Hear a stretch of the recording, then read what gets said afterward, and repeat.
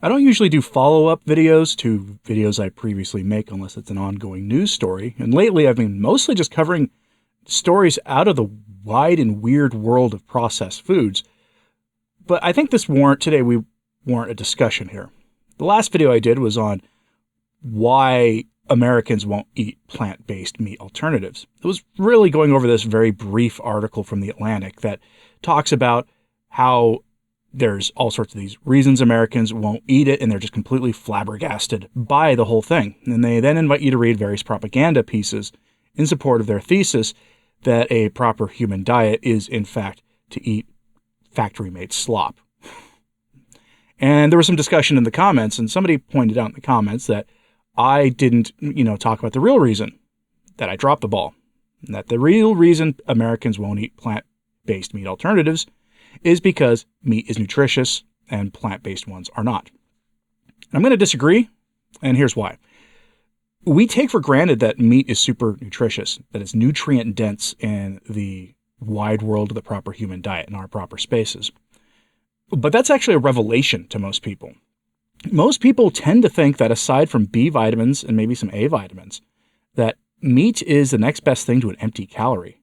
That certainly the so-called risks of eating large amounts of red meat outweigh any benefits. Remember, we are told about the boogeyman of saturated fat all the time. We are told of the boogeyman of cholesterol all the time. Ignoring the fact that cholesterol is actually important for hormonal signaling in the body, we are told that these things are so dangerous that we should just eat a salad instead, even if we end up drenching it in salad dressing. That would be better than to have that ribeye that you might be eating while you watch this video. Most people do not believe that meat is super nutritious. Or if they do, they tend to think it's because of the protein in it. And that's about it. You would be shocked at how many people don't know that creatine comes from red meat. You'd be shocked at how many people who don't know that taurine comes from animal products. That you can get virtually everything you need if you eliminate the plants in your diet or eliminate them down to next to nothing. A good example of this. There are carnivores and there are people in our spaces who have been on like the lion diet for more than a decade, 2 decades, 3 decades. I think Dr. Chafee just interviewed a woman who had been doing essentially the lion diet for 60 years. Many of the people who are been doing this for a long time will tell you flat out that they haven't even had a common cold. Or if they did get something, it was something really nasty that was going around and they got a much more muted version of it. One of the critiques, or one of the questions we frequently see in our space when people are new to trying the diet out is, and it always pops up usually in January, the new year, right? People start asking questions in late December, early January as the new year approaches, and they say, well, what about vitamin C? People don't realize that vitamin C isn't really so much about the immune system as it is about inflammation. And that when you free up your immune system from dealing with inflammation, you get a good result. That's why people consume large amounts of vitamin C. That if you want to really boost your immune system, you consume vitamin D. And what are the 2 best vitamin D food sources that are on the proper human diet plan? One is butter, and the other is eggs. 2 of the foods that are most demonized in the world. Try telling people that you're having a health food superpower breakfast, and it's 6 eggs with half a stick of butter, and then a big pile of bacon on the side, and they say, no, you are the one being heart healthy. They'll look at you like you're speaking Greek to them, or that you have said something completely nutty. And there's reasons for that, and that's because we are consistently propagandized. Remember, there are still people who will tell you, and you still see, I saw a doctor recently say that if you consume too much protein, you're going to destroy your kidneys. That lie is still out there. I have seen that. There are studies out there that claim to prove that this happens when we know that that's usually something else going on. That is not the protein that's doing this.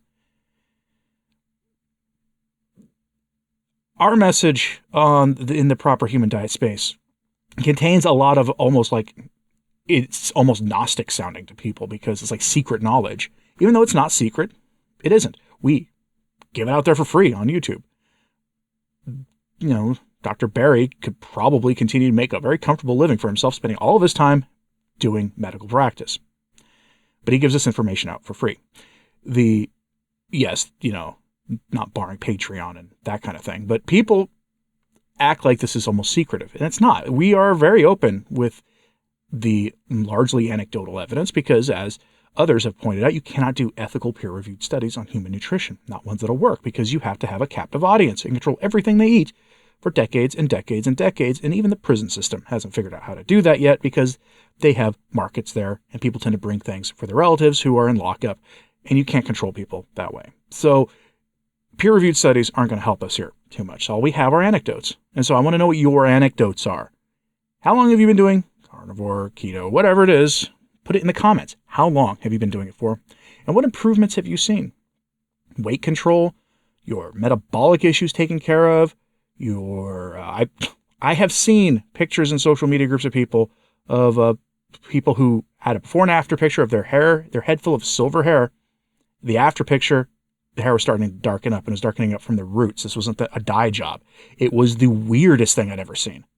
But I'd seen it from a person who'd been doing carnivore for several years. It's like they'd hit a magical milestone. Results may vary. I'm not saying you're going to get that kind of result. I have seen it. I've seen some weird results here. And it's like looking into a different world for people who are not part of our community. It's why I think a lot of people have so much trouble, is because they cling to the conventional wisdom on nutrition. You know, great example. How many times have you... I used to complain a lot about online Facebook carnivore groups, and Facebook keto groups, for good reason. Those places are not helpful for the most part. But if you are in there, how often do you see people asking questions about how often you can have a cheat day? You and I know that if you're on this proper human diet plan, a cheat day can turn into a catastrophe for you. But that thinking is outside the normal experience. Most people who have had like a quote successful dietary change will still have on their plans a cheat day, whether it's once a month, once a week, something like that. They do that. It's outside. It's thinking that doesn't work in our spaces. And carnivore, keto, with a proper human diet, whatever you want to call this space, zero carb, is full of that kind of thing. It flies in the face of conventional wisdom. It's why we are now being told that we will not be promoted by our lovely and totally fair and totally free hosts because we defy the conventional wisdom. And that's why a lot of people are unwilling to try it. And that's why we have such a hard time selling the carnivore or keto or whatever to the general public, because we say things that sound so alien. And they sound so alien because we have had the better part of a century now of really terrible food advice from the powers that be. For the last 50, 60 years from the government, but before that from the food industry itself. I will end this on a programming suggestion. If you have Hulu, go onto Hulu and check out a show called The Food That Made America. It's a dramatized history show. And I say dramatized because the first season is like 3 episodes that are like an hour and a half long, where they talk about these industrialists and things. And you could skip to season 2, where they will go hyper focus on one topic. You'll see how McDonald's came about, and you'll see how like craft processed cheeses came about, and you'll see how a lot of these other things, how they happened, and you'll start to be able to develop a timeline in your head on the American health system from it. And you'll see how the processed food, fast food culture exploded, and how for the longest time people developed cultural habits that told them that these things were fine. And then now we reap the rewards for it. We've reaped the whirlwind in terms of our health costs, in terms of our waistlines. But culturally, that stuff is sunk into our heads. We no longer think rationally as a culture about our food. And as a consequence of that, we now have systems in place that try to prevent people from going and having these conversations.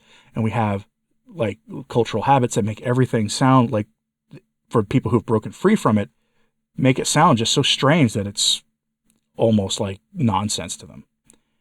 People are not willing to accept, without a lot of evidence brought to them, that meat contains virtually everything you need.